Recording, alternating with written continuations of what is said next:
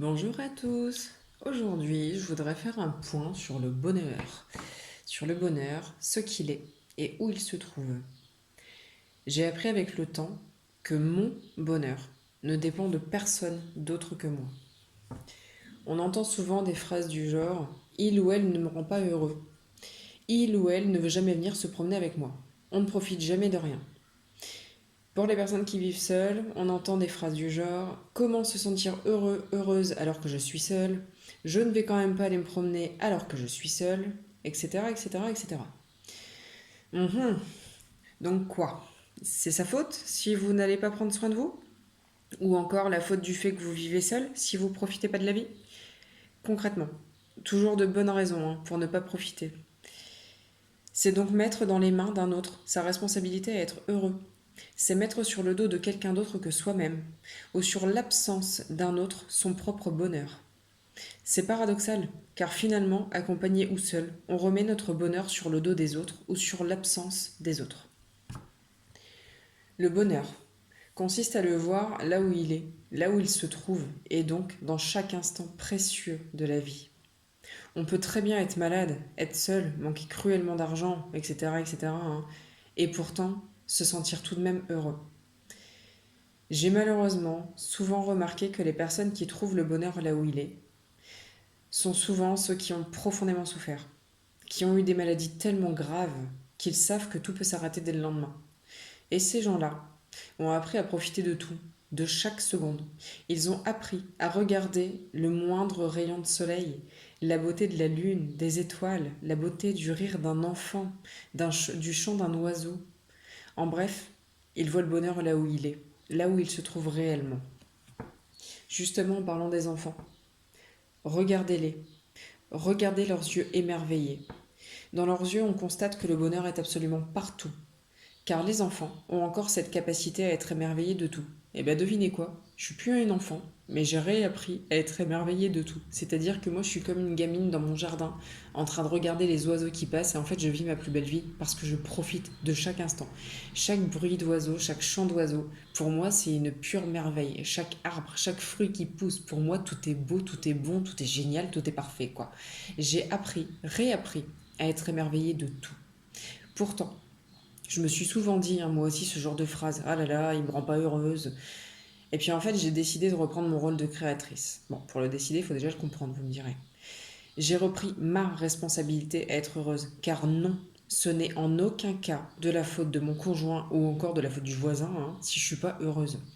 Et au pire, si je suis pas bien, avec lui, avec mon conjoint, peu importe, bah vous savez quoi, j'ai juste qu'à partir en fait. Et ça, c'est reprendre ma responsabilité. Constater qu'on n'est pas heureux, eh bien on prend sa responsabilité, soit où on s'en va, ou soit on met des choses en place. Ces phrases qu'on a tous dit aussi, que j'ai vraiment évidemment connues, comme tout le monde. Vivement le week-end, vivement les vacances. Ou alors, ah, ça fait du bien d'être en week-end, ça fait du bien d'être en vacances. Ça, je comprends, on a besoin, en fait, on en a besoin, c'est juste fondamental, c'est normal, ça, ok. Mais honnêtement, ça veut dire quoi? Qu'on n'a pas le droit ou qu'on n'a pas le temps de s'arrêter sur les beautés de la vie quand on travaille, en pleine semaine? Qu'on n'a pas le droit ou qu'on n'a pas le temps d'observer la beauté du paysage en revenant du travail, par exemple, dans la voiture? Alors, ok, il faut regarder la route, ça, je suis d'accord. Mais en fait, prenons notre temps, quoi. Profitons. J'ai parlé il y a peu avec un ami qui se reconnaîtra en écoutant ce podcast et qui me disait, donc, qui voyage beaucoup. Et en fait, il a décidé, c'est un choix tout bête, mais qui a son importance, quoi. Il a décidé de prendre des nationales plutôt que de prendre l'autoroute pour avoir le temps d'observer ces merveilleux paysages.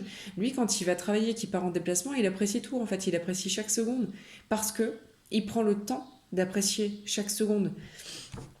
Réellement, qui est-ce qui nous oblige à penser à ce qui s'est passé? Alors quand on rentre du travail, qui est-ce qui nous oblige à penser à ce qui s'est passé au travail, ou à ce qu'on a oublié de faire au travail, ou encore à ce qu'on doit faire à manger ce soir? Non mais honnêtement quoi, est-ce que votre journée, notre journée va s'écrouler si pendant 5 minutes on s'arrête de penser et qu'on vit un petit peu?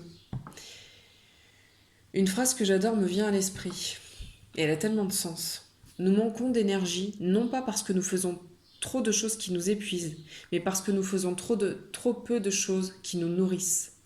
Donc, concrètement, trop peu de choses qui nous font du bien, trop peu de choses qui nous animent, et donc qui nous rendent heureux. Si on veut trouver le bonheur, c'est bel et bien en nous qu'il faut le chercher, car c'est là qu'il se trouve.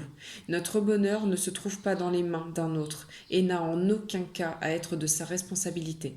Faisons des choses qui nous font du bien, des choses qui nous font respirer, qui nous font vivre. Le bonheur est là, dans chaque petit moment.